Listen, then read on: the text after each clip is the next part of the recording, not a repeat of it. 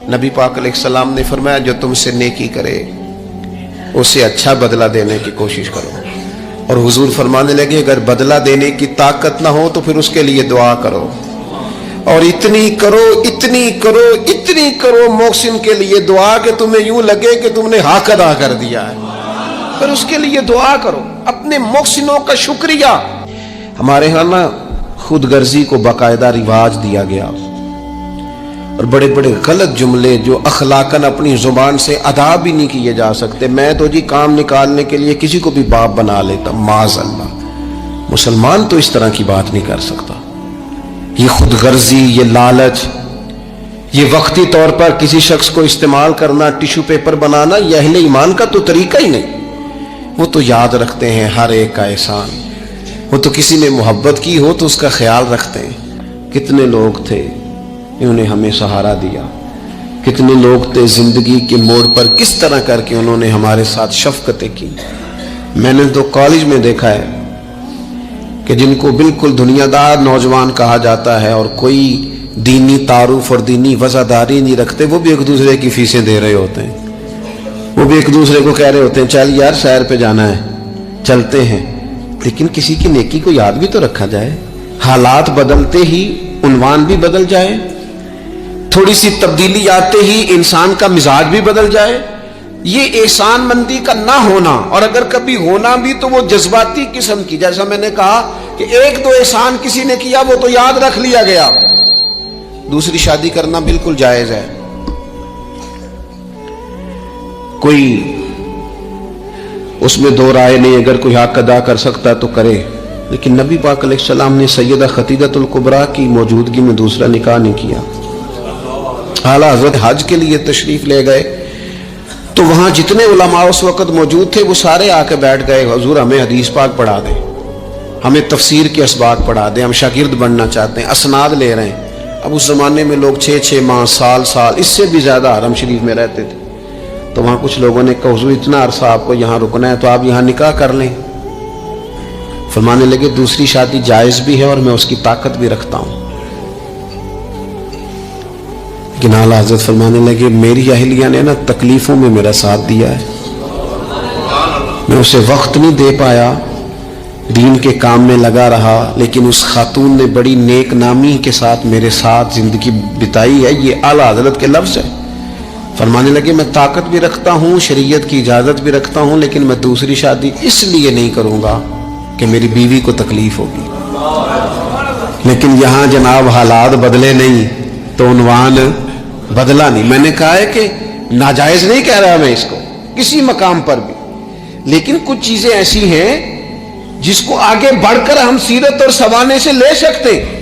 سیدہ خدیجہ الکبریٰ رضی اللہ تعالیٰ عنہا نے حضور سید عالم علیہ السلام کے ساتھ وہ وقت گزارا تھا جو اسلام پر غربت کا وقت تھا، جو کفار کی اذیتیں برداشت کرنے کا وقت تھا، جس وقت معاذ اللہ کمر مبارک پر اونٹ کی اوجڑیاں رکھی جاتی تھی، راستے میں کانٹے بچھائے جاتے تھے، پتھر برسائے جاتے تھے۔ اس موقع پر سیدہ پاک حضور کی بارگاہ عالی مرتبت میں رہی۔ حضور کی ہر زوجہ کی کیا شان ہے، اور پھر سیدہ عائشہ صدیقہ جو محبوبہ ہیں محبوب خدا کی، کیا عظمتیں ہیں، پر سیدہ خدیجہ الکبریٰ کا انفرادی انداز ہے۔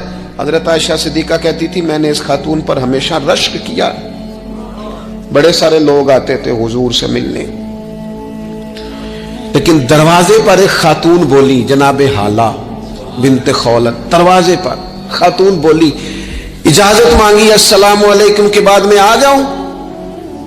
تو سیدہ عائشہ صدیقہ فرماتی ہے محبوب نے جھٹ سے چہرہ مبارک اٹھایا، فرمایا یہ تو حالہ کی آواز ہے، یہ تو خدیجہ کی بہن ہے، یہ دیکھو کتنی آواز ملتی ہے، تو خدیجہ کی بہن ہے، حالہ کی، جلدی سے بلاؤ۔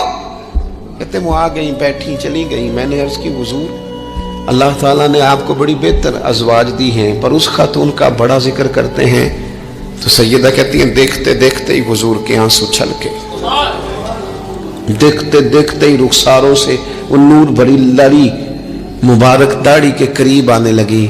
محبوب فرمانے لگے جب لوگوں نے میرا حوصلہ توڑا تو عائشہ خدیجہ نے مجھے حوصلہ دیا، کہا لوگوں نے میرا انکار کیا وہ مجھ پر ایمان لائیں، لوگوں نے مجھے جھٹلایا، انہوں نے میری تصدیق کی، اور پھر کہا اللہ نے مجھے جو اولاد دی وہ بھی خدیجۃ الکبریٰ کے بدن سے دی۔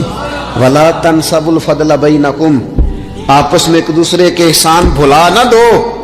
وہ جس نے ایک موقع پر جب تم قرض میں الجھ گئے تھے تمہارے ساتھ نیکی کی ہے، وہ تمہیں ساری زندگی یاد رہی، اور جن بھائیوں نے، جس اہلیہ نے، جن دوستوں نے، ماں باپ نے، قریبی عزیزوں نے زندگی تمہارے نام کر دی، وہ تمہیں بھول گیا ایک منٹ میں۔ اپنی زندگی احسان مندی والی ہو، اس میں حضرت ابوبکر صدیق رضی اللہ تعالیٰ عنہ نے نا بڑا کریم محبوب کا ساتھ دیا۔ ایک موقع پہ نہیں، درجنوں مواقع پر حضور نے فرمایا میں نے سب کی نیکیوں کے بدلے دے دیے، ابو بکر کا بازو تھام کے لے جاؤں گا، رب ہی اسے اجر عطا کرے گا۔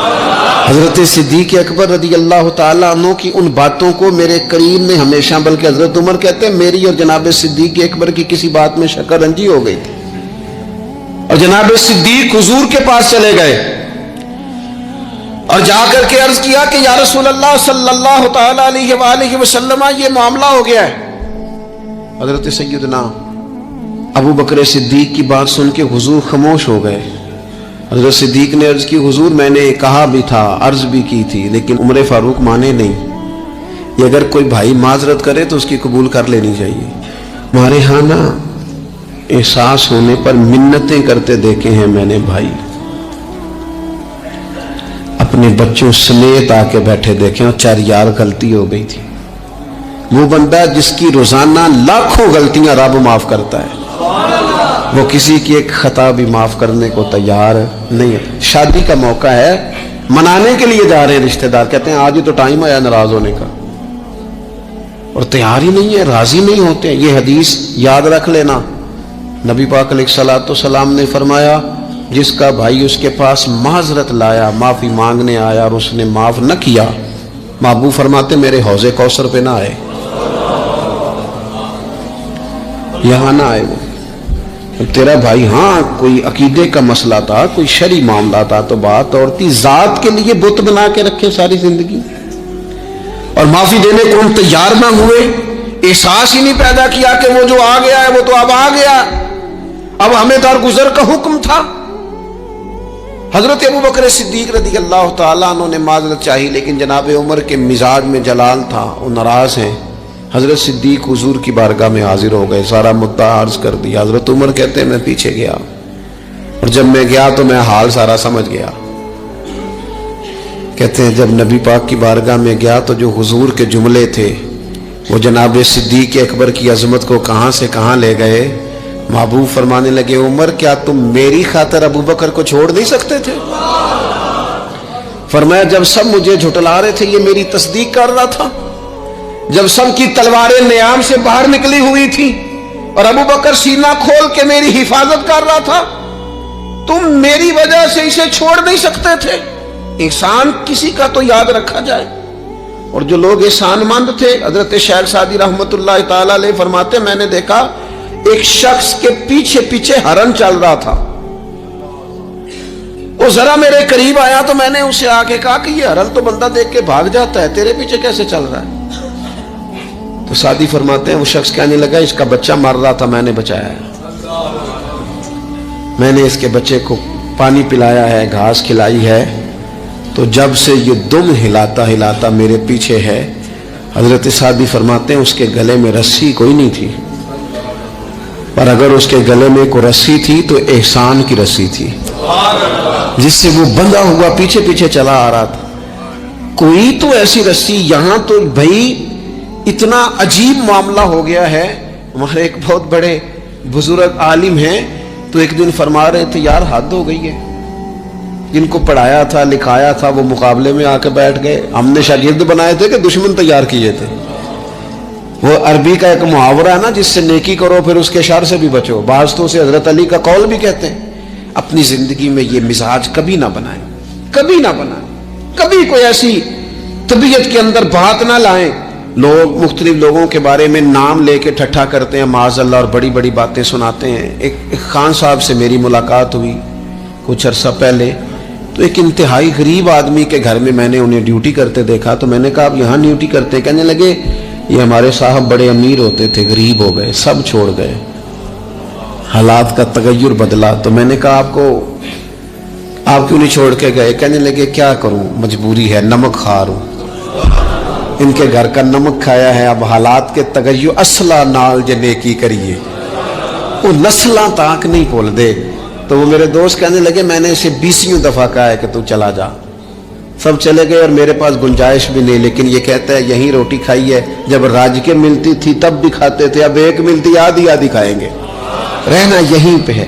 احسان مندی کا مزاج، اور بالخصوص اپنے قریبیوں کے بارے میں، اپنے اہل خاندان میں سے قریبیوں کے بارے میں احسان مندی کا مزاج بنائیں۔ اپنی طبیعت سے ناشکری، اپنی طبیعت سے رشتوں کو توڑنا، اپنے مزاج سے اپنے قریبیوں کے احسانات کو بھول جانا، اس سے باہر آئیں۔ اپنے اساتذہ کے لیے جذبات پیدا کریں۔ اعلیٰ حضرت رحمت اللہ علیہ فرماتے استاد بدرجے باپ کے ہے، اور اس استاد سے کون مراد ہے؟ شیخ مرشد بھی اسی میں داخل ہے، جس سے ہم تربیت لیتے ہیں، جس کی وجہ سے اللہ ہمیں کوئی خیر نصیب کرتا ہے، جس کی بات سے کچھ سیکھتے ہیں، وہ بھی اس میں داخل ہے۔ فرماتے ان کا حق ہے، اور جو حق والے تھے انہوں نے حق اس طرح سمجھا کہ حضرت مولا علی شیر خدا فرماتے ہیں میرا استاد اگر چاہے تو مدینے کے چوک میں کھڑا کر کے مجھے بیچ دے، میں بک جاؤں گا، لیکن اس کے حق سے میں اب پیچھے نہیں ہٹوں گا۔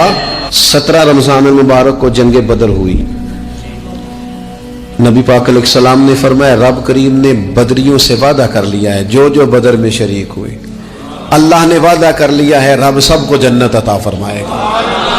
اہل بدر میں سے کوئی شخص آتا نا تو صحابہ اٹھ کے اس کا استقبال کرتے۔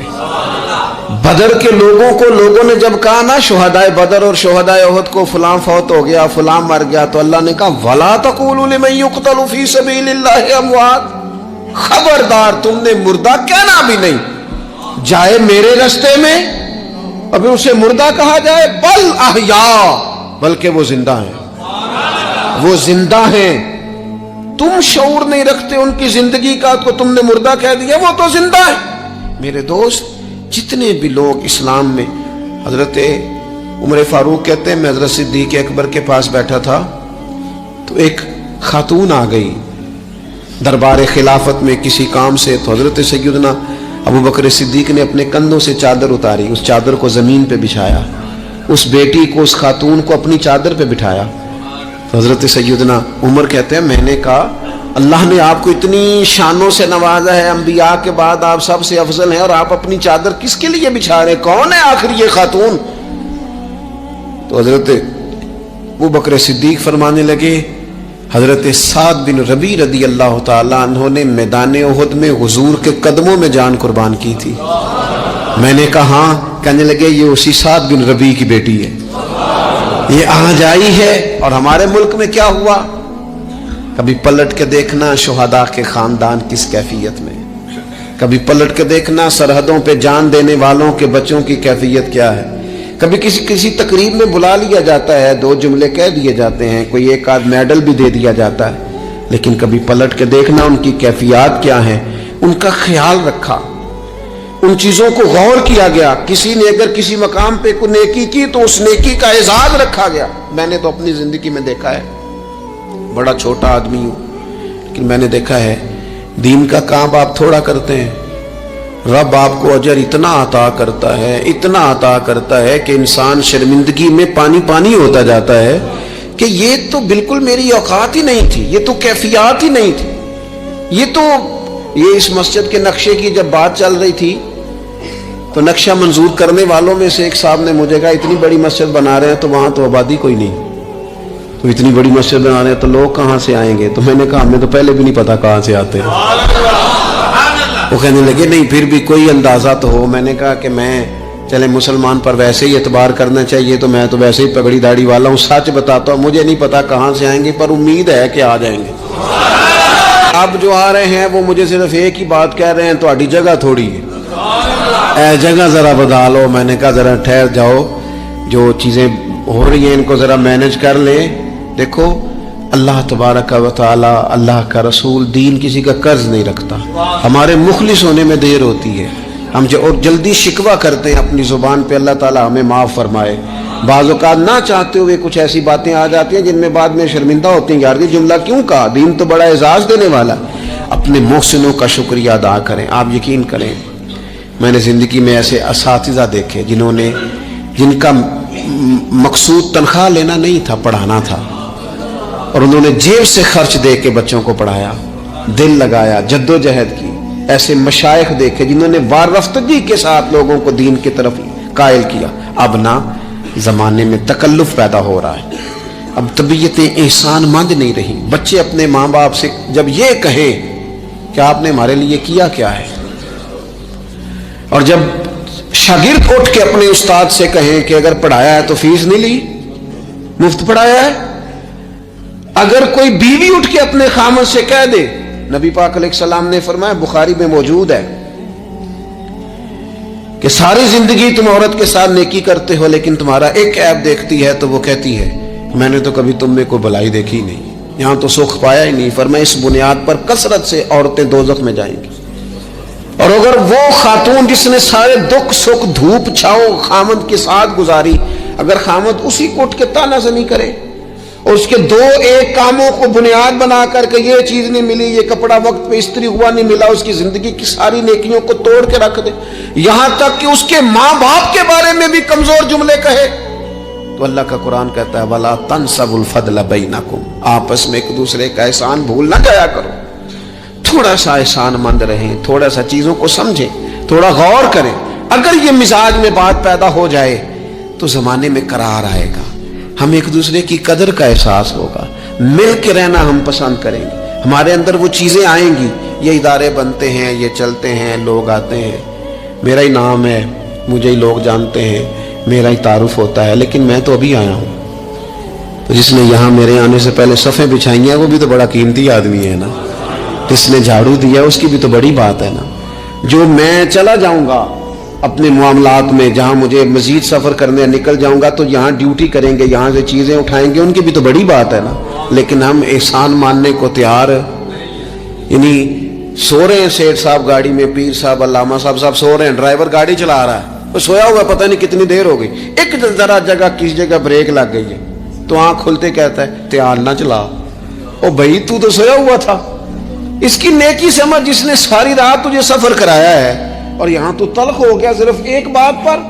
احسان مندی کا مزاج نہیں۔ مطعم بن عدی ایک سردار تھا قریش کا، یہ بات نا، یہ ایک میں پڑھتے میں بدر کو پڑھ رہا تھا دراصل، یہ ایک بات میں نے پڑھی تو یہ سارا عنوان ہی میں نے بدل دیا، میں نے کہا بات ہی اس پہ کر دوں۔ ایک شخص کا ذکر آیا بدر میں، مطعم بن عدی کا، کافر ہے، مسلمان نہیں ہوا، بدر میں اس کا ذکر آیا۔ ذرا دیکھیے ذکر کیسے آیا۔ نبی اکرم صلی اللہ تعالی علیہ وسلم جب طائف سے واپس آئے نا، تو جب کوئی شہر سے جاتا تھا واپس آتا تھا تو کسی کی پناہ میں آتا تھا تاکہ پھر کوئی اسے تکلیف نہ دے، اس دور کا رواج تھا۔ تو نبی پاک علیہ السلام جب واپس آئے تو کئی لوگوں سے بات کی گئی لیکن کوئی بھی آگے نہ بڑھا حضور کی حفاظت کے لیے۔ تو مطعم بن عدی اپنے 6 یا 7 بیٹوں کو لے کر اسلحے سمیت پوری شان و شوکت کے ساتھ نبی پاک کو لے کے آیا، اور پھر حضور نے بیت اللہ شریف میں نماز پڑھی۔ وقت گزر گیا، ایک دور کی بات تھی، ایک بات تھی، وہ دور گزر گیا، اس کے بعد بڑے دور آئے، اللہ نے معراج عطا کی، حضور یہاں آ گئے مدینہ طیبہ میں، یہاں سینکڑوں لوگ مسلمان ہوئے، بدر میں اللہ نے فتح دی۔ جب بدر کے قیدیوں کی بات چل رہی تھی نا، کہ یہ جو لوگ قیدی ہو کے ہیں انہیں کس طرح چھوڑنا ہے، تو بڑے بڑے سردار مکے کے تیار تھے سفارش کے لیے آنے کے لیے کہ ان قیدیوں کو چھوڑ دیا جائے۔ یہاں بھی مشورہ ہو رہا تھا کیا کرنا ہے، قتل کر دیا جائے ان کفار کو، یہ بھی مشورہ تھا، فدیہ لے کے چھوڑ دیا جائے، یہ بھی مشورہ تھا، بہت ساری چیزیں ابھی طے ہونی تھی۔ تو ان ساری باتوں کے بیچ اچانک کیفیت بدلی۔ صحابہ کہتے ہیں باتیں ہوتے ہوتے ایک نیا رخ بات نے اختیار کیا۔ محبوب کریم اچانک فرمانے لگے آج اگر مطعم بن عدی زندہ ہوتا، کیونکہ فوت ہو گیا تھا، کہا آج اگر مطعم بن عدی زندہ ہوتا اور وہ مجھ سے آ کے کہتا ان قیدیوں کو چھوڑ دے، تو حضور فرماتے ہیں میں دیر نہ کرتا، فوراً ہی چھوڑ دیتا۔ चूंकि मुझे उसकी वो नेकी याद है, उसने वो जो उस वक्त मेरे साथ रवैया रखा मुझे भूला नहीं। सिर्फ एक बात आपकी खिदमत में अर्ज करना चाहता हूं कि अपनी जिंदगी में ना वो इंसान बड़ा छोटा होता है जब माँ उसे वक्त देती है, बड़ा छोटा होता है जब बाप उसे वक्त देता है। बड़े असातिज़ा के पास बड़ी किताबें जब बंदा पढ़ता है वो भी बड़ा वक्त होता है, लेकिन जब उसे ये अच्छी तरह पहचान करानी होती है ना कि ये अलीफ है, ये बा है और नहीं ये ता है, आंखें खोल के देख, दो नुक्तों वाला ता होता है, ये सा है, वो भी बड़े मुशक्कत वाले लोग होते हैं, वो भी बड़ी मेहनत करते हैं, लेकिन क्या करें भूल जाते हैं लोग, नहीं याद रहता। वो जिसकी बात सुन के अल्लाह ने दीन की तौफीक दी, इसकी बात सुन के इस तरफ माइल हुए, फिर रिसर्च की और फिर उसी को अनपढ़ कहना शुरू कर दिया, फिर कहा कि ओहो तवज्जो तो इसने दिलाई थी पर यह बंदा ही ठीक नहीं।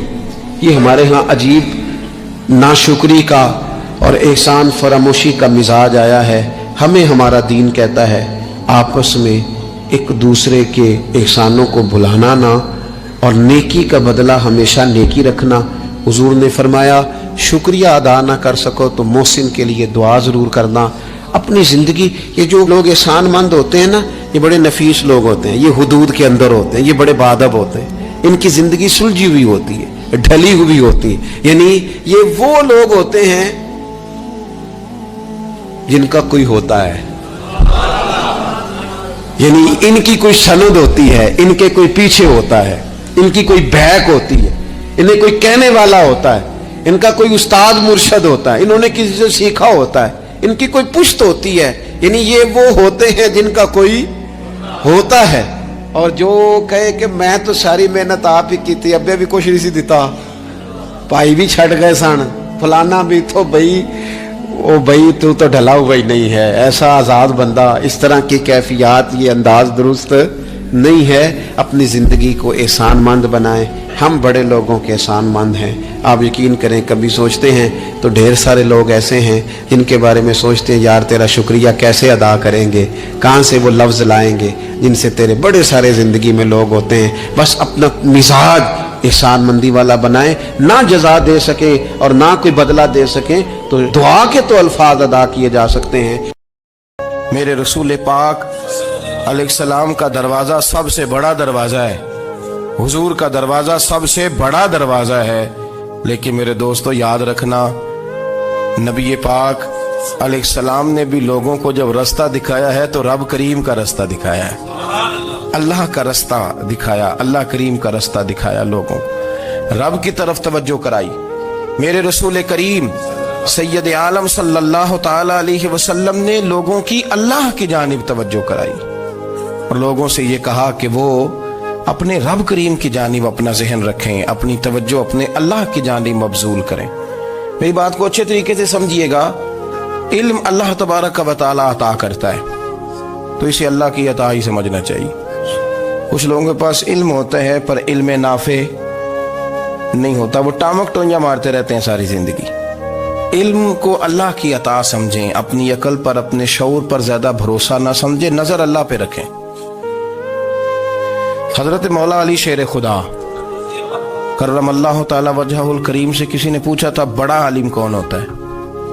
हमारे यहाँ तो अब वो वाले आलिम पाए जाते हैं ना, इल्ला माशाअल्लाह, जो मिंबर पे बैठते हैं तो दावे ही दावे, मिंबर पे बैठते हैं तो दावे ही दावे, इस तरह के आलिम हमारे यहाँ पाए जाते हैं। वो हर बात में दावा करते हैं, मैं ये कर दूंगा, मैं वो कर दूंगा। ये मिजाज उलमा का नहीं। हजरत अली अल मुर्तज़ा से किसी ने पूछा बड़ा आलिम कौन होता है, फरमाया बड़ा आलिम वो होता है कि जिसे मसले का पता ना हो तो वो कह दे मुझे नहीं पता, मैं पता करके बताऊंगा, गलत बात बयान न करे। इमाम मालिक से किसी ने कोई मसला पूछा तो आप फरमाने लगे मुझे इस सवाल का जवाब नहीं आता, हमारे बुजुर्ग समझाते क्या है। वो कहने लगा आप इतने बड़े इमाम हैं तो इस सवाल का जवाब नहीं आता। फरमाने लगे अगर मुझे हर सवाल का जवाब आता फिर तो मैं खुदा होता, मुझे हर सवाल का जवाब नहीं आता, मुझे तो उतना आता है जितना मेरे रब ने मुझे अता कर दिया है। अपनी नजर अल्लाह पे रखें, निकल आए इस मुअम्मे से बाहर के मैं कोई बला हूं, मुझे बड़ा पता है, मेरे पास 6 डिग्रियां हैं, مجھے 10 جگہ پہ تدریس کا شغف حاصل، اس سے نکلیں باہر۔ قرآن مجید دیکھیے گا، اللہ تعالیٰ نے ارادہ قدرت فرمایا کہ میں حضرت آدم کو بناؤں گا، پھر بنانے کے بعد فرمایا فرشتوں سجدہ کرو آدم کو، سب نے سجدہ کیا الا ابلیس ابا واستکبر وکان من الکافرین، سب نے سجدہ کیا سوائے ابلیس کے، اس نے انکار بھی کیا، تکبر بھی کیا اور کافروں میں سے ہو گیا۔ تو یہ جب اللہ تعالیٰ نے سجدہ کرایا تو کیسے کرایا؟ اللہ تبارک و تعالیٰ نے نا حضرت آدم کو علم سکھایا خود، وعلم آدم الاسماء کلہا، خود اللہ فرماتے ہیں کہ میں نے جناب آدم علیہ السلام کو تمام اشیاء کے نام سکھائے، سب اشیاء کے نام سکھائے۔ تو وہ چیزیں پھر میں نے نا، اللہ فرماتے ہیں میں نے فرشتوں پہ پیش کی، میں نے کہا کہ بتاؤ ان کے نام کیا ہے، تو فرشتوں نے جو جواب دیا وہ سمجھنے والا ہے۔ اللہ نے چونکہ خود علم سکھایا تھا حضرت آدم کو، جناب آدم سکھایا تھا، لیکن فرشتوں کو نہیں سکھایا تھا۔ تو اللہ کریم نے فرمایا فرشتوں اب یہ بتاؤ ان چیزوں کے نام کیا ہیں، تو فرشتے کیا کہتے ہیں؟ فرشتے عرض کرتے ہیں قالوا سبحانک لا علم لنا۔ آپ کبھی یقین کریں اس چیز کی لذت لیں تو مزہ آ جائے۔ کہا قالوا سبحانک، کہنے لگے تو پاک ہے، قالوا سبحانک، کہنے لگے تو بھئی آدم علیہ السلام کو نام سکھا لیے، پھر فرشتوں کے سامنے وہ چیزیں پیش کر کے کہا ان چیزوں کے نام بتاؤ، تو فرشتے کیا کہتے ہیں؟ کہتے ہیں قالوا سبحانک، تو پاک ہے، لا علم لنا، ہمارے پاس کوئی علم نہیں، الا ما علمتنا، ہمیں تو اتنا پتہ ہے جتنا تو نے ہمیں سکھا دیا ہے، ہمیں تو اتنا پتہ ہے جتنا تو نے ہمیں، لا علم لنا، ہمارے پاس کوئی علم نہیں ہے، اتنا ہی پتہ ہے جتنا تو نے ہمیں سکھا دیا ہے، اس سے زیادہ ہمارے پاس علم، اور یہ کیوں تو نے ہمیں جتنا سکھایا اتنا پتہ ہے۔ فرشتے یہ نہیں کہتے یا اللہ تو زیادہ سکھا، آدم کو دیا تو ہمیں بھی دے، یہ نہیں فرمایا، فرمایا انک انت العلیم الحکیم، اے اللہ تو علم والا بھی ہے اور حکمت والا بھی ہے، تجھے پتہ ہے کس کو کتنا دینا ہے، جتنا تو نے مناسب سمجھا جناب آدم کو دیا، اور جتنا تو نے بہتر سمجھا وہ تو نے ہمیں عطا فرمایا۔ تو اگر آپ کے پاس علم ہے، کہیں نالج ہے، اس کو اللہ کی عطا سمجھے۔ ہمارے ہاں بہت سارے لوگ بن کے بیٹھ جاتے ہیں، میں اکثر کہتا ہوں کہ پھر وہ دعوے کرتے ہیں میرے علاقے والے جاہل ہیں، میرے شہر والے جاہل ہیں، میرے خاندان والے پڑھے نہیں، یہ آپ کا دعویٰ ہے، یہ آپ کو خراب کر دے گا۔ ہم نے بہت سارے ایسے لوگ دیکھے جو بہت بڑے عالم تھے، لیکن اللہ جب لینے پہ آیا تو عقل ہی لے گیا، شعور ہی چلا گیا، حافظے ختم ہو گئے۔ آپ دیکھتے ہیں بڑھاپے میں کچھ لوگ ایسے ہوتے ہیں کہ جن کو یہ بھی یاد نہیں رہتا کہ میرا نام کیا ہے، میں کہاں ہوں، مجھے کدھر جانا ہے۔ اس وقت سے اللہ کی پناہ مانگیں اور اپنی نظر اپنے رب کریم کی جانب رکھیں، اللہ کی جانب اپنی نظر کو مبذول رکھیں۔ دوسری بات، علم کے بعد ایک چیز آتی ہے جس کا نام ہے ہدایت، جس کا نام ہے تقوی، جس کا نام ہے پرہیزگاری، جس کا نام ہے عمل، عبادت، ریاضت۔ یہ بھی اسی وقت ہی نصیب ہوتی ہے جب میرا رب کریم نصیب فرما دیتا ہے۔ ہم نے نا نیکی کا اپنا اپنا سٹیٹس بنا لیا ہے، اپنا اپنا معیار بنا لیا ہے۔ کچھ لوگ کہتے ہیں کہ جناب مسجد میں سیمنٹ کا توڑا دینے سے بہتر ہے کسی غریب کو آٹے کا تھیلا دے دو۔ اب اس نے اپنا مزاج بنا لیا نا نیکی کا، اس نے اپنا سٹیٹس بنا لیا۔ میرا یہ سوال ہے کہ نبی پاک صلی اللہ تعالیٰ علیہ وسلم جب مدینہ شریف آئے تھے تو حضور نے سب سے پہلے غریبوں میں آٹا تقسیم کیا تھا کہ سب سے پہلے مسجد بنائی تھی؟ کیا عجیب لوگوں کا رنگ ہے، اپنی مرضی کی ہدایت، اپنی مرضی کا تقوی، اپنی مرضی کا معیار۔ مسجد کوئی بڑا چھوٹا خطیب بھی میری طرح کا ہو نا، تو وہ مسجد میں بیٹھ کے جب نبی پاک کی بات کرتا ہے تو کہتا ہے میرے رسول پاک غریبوں کا سہارا بن کے آئے۔ وہ غریبوں کی بات کرتا ہے، مسکینوں کی، لاچاروں کی، کمزوروں کی بات۔ تو مسجد ہی تو وہ ادارہ ہے جہاں سے غریبوں کی بات ہو رہی۔ تو اب لوگوں نے غریب کو اور مسجد کو لڑانا شروع کر دیا، اس کو لڑاؤ کہ مسجد میں پیسے دینے سے بہتر ہے آپ غریب کو آٹے کا تھیلا دے دیں۔ آپ یہ کیوں نہیں کہتے کہ مسجد میں بھی آپ توڑا دیں ایک سیمنٹ کا اور ساتھ غریب کو بھی خدمت کریں؟ یہ کیوں نہیں تقویٰ؟ اپنی اپنی مرضی کا مزاج، اپنی اپنی۔ کچھ لوگ کہتے ہیں چھوڑو جی، ساری زندگی انسان نماز پڑھتا رہے اور پھر گالیاں بھی دیتا رہے، بندہ داڑھی بھی رکھ لے اور جھوٹ بولنا بھی نہ چھوڑے۔ تو یہ آپ نے اپنے پاس سے تقوی کا معیار بنایا۔ गाली देने का गुनाह है और दाढ़ी रखने का सवाब है। तो अगर आप दाढ़ी रखे हुए हैं और आप कोई गलती कर रहे हैं तो उससे आपकी दाढ़ी का सवाब खत्म, अल्लाह करे आपको समझ आए मेरी बात। आप कोई गलती कर रहे हैं, दाढ़ी का सवाब उससे खत्म, वो अपनी जगह पे कायम है चीज। अपनी मर्जी का क्यों तकवे का मियार बनाते हैं? तकवे का मिजाज अपनी मर्जी का ना बनाओ। अल्लाह की बारगाह से दुआ मांगो कि या अल्लाह हमें हिदायत का नूर अता फरमा, अल्लाह तू हमें रास्ता दिखा, तू बता कि हिदायत क्या है। तो रब फरमाता है अल्लाहु वलीयुल लज़ीना आमनू, अल्लाह मोमिनों का मददगार है। युखरिजुहुम मिनज़्ज़ुलुमाति इलन नूर, वो इन्हें अंधेरों से निकालता है और नूर की तरफ रोशनी अता फरमाता है। अंधेरों से नूर की तरफ अल्लाह लाता है। अल्लाह वली, अल्लाह मोमिनों का वली है, वो इन्हें अंधेरों से नूर की तरफ निकालता है। हिदायत हमेशा अल्लाह की तरफ से समझे। जब वो नमाज की तौफीक देता है तो अपने फजल से देता है, जब वो जिक्र की तौफीक देता है तो अपने फजल से। हम समझते हो जी फलाना नहीं पढ़ रहा, बड़ा बेवकूफ है, फलाना नहीं पढ़ रहा, तो तू क्या अपनी अकल के तौर पे पढ़ रहा है?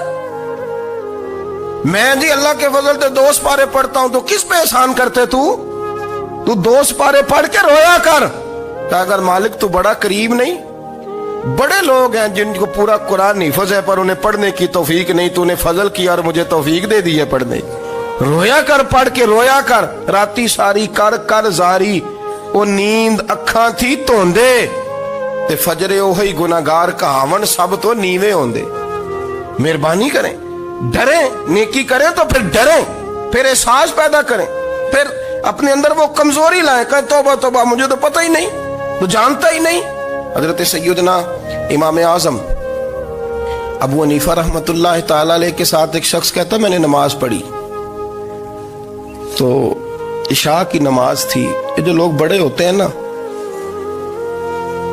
इनके प्यार करने वाले बड़े होते हैं, उनके गिर्द खौफ भी बड़ा ही होता है, उन्हें बड़ा डर लगता है, बड़ी बाज़ौक़ात आजमाइश होती है उनकी। इशा की नमाज कहते पढ़ी तो इमाम साहब ने ना इशा की नमाज में तिलावत की आयतें फमन यअमल मिस्काल ज़र्रतिन खैरन यरा वमन यअमल मिस्काल ज़र्रतिन शर्रन यरा। फरमाया जो जर्रा बराबर खैर करेगा वो भी क़यामत में देखेगा, और जो जर्रा बराबर शर करेगा वो भी क़यामत में उस शर को देखेगा, उसके सामने आएगा। तो वो शख्स कहता है कि सारे लोग नमाज पढ़ के चले गए, तो इमाम साहब रहमतुल्लाह अलैह ने अपनी दाढ़ी पकड़ी, रो रहे हैं। कहते हैं वो जर्रा बराबर नेकी का बदला देने वाले, वो जर्रा बराबर शर पे सजा देने वाले मेरी सफेद दाढ़ी को देख।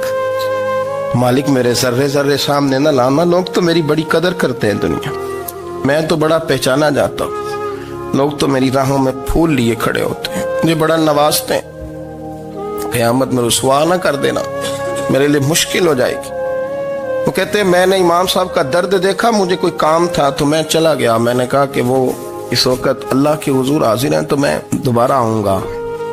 कहते मैं तहज्जुद का वक्त आया तो इमाम साहब वहीं बैठे थे और उनकी दाढ़ी आंसुओं से भरी हुई थी और जोर से दाढ़ी पकड़ी हुई, कहने लगे मालिक रुसवा न कर देना, क़यामत में रुसवा न कर देना। यार जो हिदायत याफ्ता लोग थे वो तो डरे हुए थे, वो तो सहमे हुए थे, वो तो कहते थे ये उसका फजल नहीं, उसने बुला लिया, ये उसका करम नहीं। हजरत बाईजीद बुस्तामी किसी काफिर को देखते तो रो पड़ते, कहते मालिक तू कितना करीब है, ये बेईमान रह गया, तूने अपने फजल से मुझे अपने नबी का गुलाम बना लिया। वो रो पड़ते। यहां तो लोगों का दावा ही बड़ा है। नमाजी अल्लाह खैर फरमाए वो तो दूसरों को घूरता है, वो कहता है जन्नत का मैं मालिक को कुंजियां मेरे पास हैं, मैं किसी और को घुसने नहीं दूंगा। और अगर 2-3 हज कर ले तो फिर तो वो कहता है कि अब मेरे से पूछ के लोग जन्नत में जाएंगे माज़अल्लाह।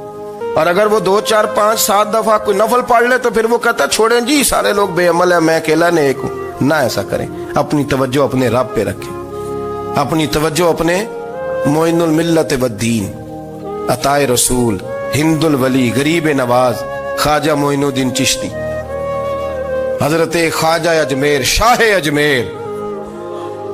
अजमेर, वाली हिंदुस्तान। आखिरी उम्र में ना सारा दिन रोते गुजर जाता, सारी रात रोते गुजर जाते, जरा सी कोई बात करता तो रो पड़ते, आंखें आंसुओं से भरी रहती।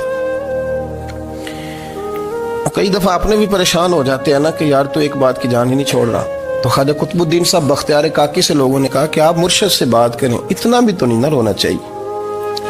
हर वक्त इसके आंसू की करिए, आशिक दा काम ही रोना तोना ते बिना रोयो नहीं मंजूरी।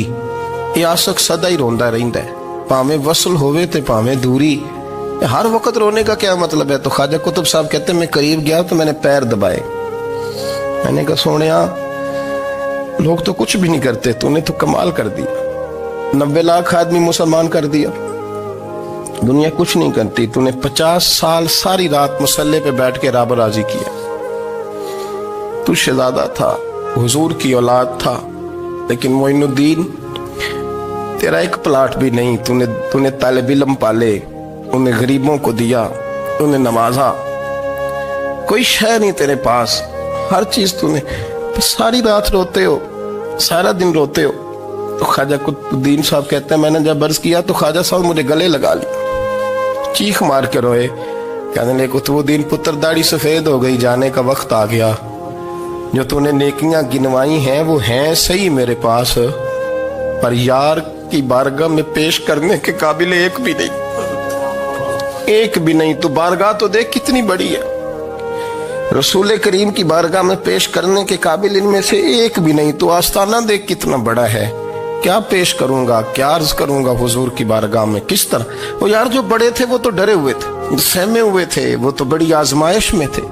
लेकिन मेरा और आपका रट्टा 2 नमाजें पढ़ के 6 नमाजों का दावा करना और लंबी चौड़ी कहानियां बनाना और अपने मुंह से अपनी तारीफें करना, इससे थोड़ा बाहर आए।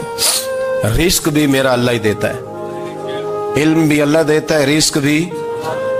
बड़े बड़े फकीरों को मालदार होते देखा, बड़े बड़े मालदारों को फकीर होते देखा, बड़े बड़े। मेरे एक बड़ा सखी किस्म का सज्जन है, बड़ा प्यारा है, मैं उसे सखी मानता हूं। मैंने अपनी परेशानियों के दिनों में भी उस शख्स को सखी देखा। एक दिन रात को मुझे टेलीफोन करके कहने लगा किधर हो? मैंने कहा मैं घर हूँ। नहीं अक्सर सफर में होते हो ना? तो मैंने कहा तबीयत कैसी है? ठीक है, बस हाल चाल पूछना था। मैंने समझाई, मैंने कहा यार ये कोई मसला है, वरना रात के 2 बजे कोई हाल पूछने को फोन तो नहीं ना करता, कोई मतलब ऐसा तो मसला नहीं ना। तो मैंने बैक कॉल की, मैंने कहा यार मेरी बात सुन, मसला क्या? कहने कुछ नहीं दिल कर रहा था। मैं कहा मेरी गल सुन, रहे असी 4-5 साल कट्ठे, मैं तेन जानना, असल बात कर। कहने लगा मकान भी बड़ा है, सारा कुछ ठीक है, पर वो बड़ा ही बेनियाज है। कुछ हालात इस किस्म के आ गए हैं कि लोगों को बताऊं भी तो लोग मानने को तैयार नहीं। ज्यादा नहीं, मुझे ना थोड़े से पैसों की जरूरत है, को 15-20 हज़ार अगर मिल जाए, मेरी जरूरत। आप यकीन करें मैं रोता रहा सारी रात। मैंने कहा मेहरबाना तेरा किस तरह करांगे, इससे लेके जमाना इस्तेमाल करता था, पर बेपरवाही वेख ना सज्जड़ दी, जिथे किसे दी पेश ना जावे, उन्हें ताजा वाले दर दर रोले ते मंगते तख्त बिठावे। सजना किसे नु कारा मिल दई, कोई काबे खाली आवे। वल्लाहु खैरुर राज़िकीन, कहते तू दाएं बाएं ना जा, रिस्क तो तुझे मैं दूंगा, मैं हूं बेहतर रिस्क देने वाला। बड़े बड़े बादशाह, बड़े बड़े शहनशाह, बड़े बड़े लोग, हाथों में कासे, फकीरियां। उम्मे रबिया क्या करती थी, बड़ी नेक और साले खातून थी। वो कहती हैं कि मैं ना बड़े अमीर आदमी की बीवी थी, अपने शौहर के साथ छत पे बैठी थी तो नीचे फकीर मांगने वाला आया, उसने बड़े दर्द से सदा की, तो मैंने अपने शौहर से कहा कुछ दे दे। कहा दफा कर, इन लोगों ने धंधा बनाया हुआ है। कहती मैं मेके से भी बड़ा माल लेके आई थी, मेरे माँ बाप बड़े अमीर थे, तो मैंने ना चोरी अपने खामा से नजर बचा के बाथरूम जाने के बहाने गई और नीचे जाके 5 दिनार मैंने उस फकीर की हथेली पे रखे। कहते उसने 5 दिनार देखे, फिर मेरी तरफ देखा तो मैंने उसकी आंखों में आंसू चमकते देखे। कहने लगे बीबी रब तेरा भला करे, मैं 3 दिनों का भूखा हूं। कि वो चला गया, मैं घर आ गई। जब बाहर आई तो मेरा शौहर कहने लगा तू इतनी अब इतनी तू तेज हो गई है और तू इतनी खुद मुख्तार हो गई है, मेरे बगैर पूछे माल खर्च करेगी, जा तुझे 3 तलाकें। कहती मैं बालदार और वजादार बाप की बेटी थी, तलाक लेके घर आई तो मेरा बाप टूट गया, चारपाई पे चला गया। ओहो ये क्या बन गया। کتنی بڑی تکلیف رہی. 1-2 سال کے بعد میرے ابا نے میری شادی کر دی. اب جس شوہر کے پاس گئی وہ بڑا نیک تھا, پرہیزگار تھا. اللہ نے بہترین صلہ دیا. کتنی چھت پہ بیٹھی تھی, دروازے پہ فقیر آیا. میں نے شوہر سے کہا کچھ دے دوں؟ کہنے لگا 5 نہ دینا, 15 دینا, 20 دینا. میں فقیر ہوں, میں نے فقر سے دولت دیکھی ہے, اسے خالی نہ لوٹانا. کہتی ہے کہ میں نیچے گئی اور جب میں نے اس کی طرف دینار بڑھائے تو میری چیخ نکلی. پیسے پھینک کے میں بے ہوش ہو کے گری. میرا شوہر نے آ کے اٹھایا, اندر لے گیا, پانی منہ پہ چھڑکا. کہنے لگا تجھے کیا ہوا؟ کہنے لگے یہ جو مانگنے آیا یہ میرا پہلا شوہر تھا. وہی تھا جو کہتا تھا کہ تو 5 دینار دے آئیے جا, تجھے 3 طلاقیں. پڑھو نا حدیث پاک. میرے نبی پاک علیہ السلام نے فرمایا ایک بندہ گنجا تھا. گنجا, کوئی ترتیب آگے پیچھے ہو جائے تو مفہوم کے لحاظ سے, لیکن میں مفہوم اس کا واضح کرتا ہوں. ایک گنجا تھا, کوئی شے نہیں تھی, سر پہ بال بھی نہیں تھے, رویا کرتا تھا. اللہ تعالیٰ نے فرشتے کو بھیجا, تجھے کیا چاہیے؟ تو کہنے لگا بال آ جائیں اور تھوڑا مال آ جائے. فرشتے نے ہاتھ پھیرا تو بال بھی آ گئے, تو بکریاں بھی آ گئیں, لائنیں لگ گئیں, مال ہی مال ہو گئے. دوسرے کے پاس گیا, وہ کوڑا تھا. اس کو جا کے کہا کیا چاہیے؟ کہنے لگا شفا ہو جائے اور کچھ اللہ تعالیٰ آسانی کر دے. شفا بھی ہو گئی, گائیں بھی دے دی, بھینسیں بھی دے دی, مال ہی مال ہو گئی. پھر ایک کے پاس گیا, وہ اندھا تھا. تجھے کیا چاہیے؟ اس نے کہا آنکھیں ملنے اور کچھ ساتھ اللہ مال دے دے. اونٹ ہی اونٹ ہو گئے. جب بڑا نواز دیا تو پھر مالک نے امتحان لینے کا ارادہ کیا. یاری تیری سونا ہے پر آزمائشاں بھی تیریاں اگ. آزمائشاں تیریاں, صحیح کہہ رہا ہوں, آزمائشاں تیریاں. یاری تیری سونا ہے پر آزمائشاں تیریاں. اے سونا پرکھیا جامدائی, پہلو نہ لگاں دے لگ. اللہ نے فرمایا آزمائش کرو. سب سے پہلے گنجے کے پاس آئے, اسے کہا اللہ کے رستے میں کچھ دے. کہنے لگا میرے خرچے ہی بڑے. دیکھو تو صحیح کتنی مشکل میں وقت گزارتا ہوں, حال ہی کوئی نہیں. تو اس نے کہا میں نے تو سنا ہے تو گنجا اور بھوکا ننگا تھا. کہنے لگا میں تو جدی پشتی رئیس اعظم ہوں, تجھے کس پاگل نے کہا ہے بھاگ جا؟ اس نے کہا اچھا جیسے تو تھا ویسے ہی ہو جائے. کھیت کھلیان اجڑ گئے, پھر سے گنجا ہو گیا. حضور علیہ السلام فرمانے لگے. پھر وہ اس کے پاس گیا جو کوڑا تھا, اسے کہا کچھ دے. کہنے لگا خرچے ہی بڑے. اب پوچھ لیں کسی امیر آدمی سے, کہے گا چکی کے نیچے ہاتھ ہے میرا, میرے سے زیادہ تو پریشان بندہ ہی کوئی نہیں. کیا بتاؤں آپ کو, اتنا ٹیکس ہے, اتنا جرمانہ ہے, فلانی شے, بڑا کچھ گنواتے ہیں لوگ. اس نے کہا میں نے تو سنا تو پہلے کوڑا تھا. اس نے کہا جا دوڑ جا, میں تو رئیس اعظم ہوں, دادا بھی پردادا بھی اور ساری نسل ہی. اس نے کہا اچھا جیسے تو تھا ویسے ہی ہو جائے. پھر وہ گیا اندھے کے پاس اور جا کے کہا اللہ کے نام پہ کچھ دے. تو کہنے لگا رب کے نام پہ؟ یہ کھڑے ہیں اونٹ, جتنے تیرے دل کرے لے جا. اس نے کہا کیا معنی اس بات کا؟ کہنے لگا یار تجھے کیا بتاؤں, میں تو اندھا تھا, میں نے تو کبھی دنیا دیکھی نہیں تھی. پھر اس کریم نے فضل کیا تو مجھے بڑا کچھ دکھایا. میں کیا بتاؤں, میرا دل کر رہا ہے کہہ دوں کہ پھر اس نے کعبہ دکھایا, پھر اس نے روضہ رسول دکھایا, پھر اس نے ریاض الجنہ کے سجدے دکھائے, پھر اس نے اپنے محبوب کے دروازے کی رونقیں دکھائیں. اس نے بڑا کچھ دیا, اس نے بڑا نوازا. میرے پاس تو شاید میں بدکار پرانا خادم, کسے در ملی نہ ٹوئی. اے واصف یار نے نظر جو کی تھی, پھر واصف ہی ہوئی. یہ تو اس کا کرم ہوا. تو یہ وہ کہنے لگا تو اللہ کے نام پہ جان مانگ, میں وہ بھی دینے کو تیار. میرے پاس تو شے ہی کوئی نہیں تھی, مجھے تو اپنا پتہ ہے, میں تو کوئی شے نہیں تھا, کچھ نہیں تھا میرے پاس. یہ تو ان کا کرم ہے کہ رخ ان کا ادھر ہے, اور مختصر سی میری کہانی ہے, یہ جو بھی ہے ان کی مہربانی ہے. تو وہ کہنے لگا میں بھی کچھ لینے نہیں آیا تھا, تیری آزمائش ہی کرنے آیا تھا. تیری عزتیں بھی سلامت رہیں گی, تیرا مال بھی سلامت رہے گا, تیری شفا بھی. اپنی زندگی میں کبھی بھی اللہ کی بارگاہ سے توجہ ادھر ادھر نہ کریں, چھوڑیں لوگ کیا کر رہے ہیں, دنیا کیا کہہ رہی. کبھی بھی اپنی توجہ دائیں. ہمارا یہ مسئلہ بن گیا کہ ہماری سیاست ہے, ہماری دنیا داری ہے, ہم بندوں کو راضی کرنا چاہتے ہیں.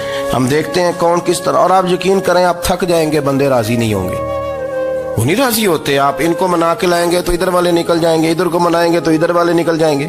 اس چکر سے باہر آئیں, उस रब को राजी करें जो फरमाता है इन्नल्लज़ीना आमनू व अमिलुस्सालिहाति सयजअलु लहुमुर रहमानु वुद्दा। फरमाया तो ईमान लाने के बाद नेक अमल कर, मैं लोगों के दिलों में तेरी मोहब्बत पैदा कर दूंगा। रहमान लोगों के दिलों में मोहब्बत डाल देगा, अल्लाह लोगों के दिलों में। अपनी नजर हमेशा अपने रब पे रखें। इतनी लंबी चौड़ी दुनियादारों से उम्मीदें ना वाबस्ता करें। मैंने देखा है लोग कासाल ऐसी करते हैं, कभी उसके दरवाजे पे कभी उसके दरवाजे पे। इन चक्करों से बाहर आएं और अपने रब की बारगाह की तरफ तवज्जो करें। इस्तिगफार शौक से पढ़ा करें। और अकेले में ना, अकेले में हज़रत रईसुल मुतकल्लिमीन मौलाना नकी अली खान साहब रहमतुल्लाह ने लिखा है कि फिरौन 500 साल हुकूमत कर गया। यहाँ तो 5 साल की हुकूमत की पैर लड़खड़ाते हैं, 500 साल। फरमाते असल वजह यह थी कि